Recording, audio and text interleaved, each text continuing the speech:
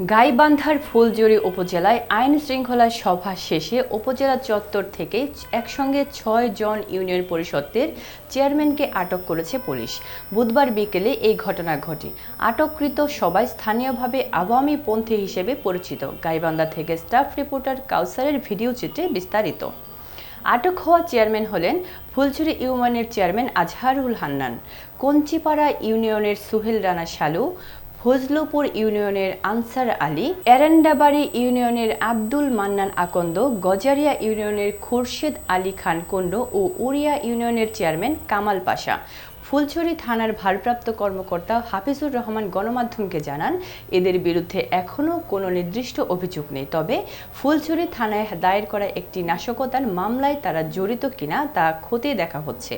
আটকের পরপরই তারা গাইবান্ধা সদর থানায় আনা হয় এবং অল্প সময়ের মধ্যেই তারা আদালতে সোপর্দ করার প্রক্রিয়া শুরু হয়। এই ঘটনায় এলাকায় তীব্র চাঞ্চল্য ও আলোচনা সৃষ্টি হয়েছে। রাজনৈতিক মহলে শুরু হয়েছে নানা জল্পনা কল্পনা।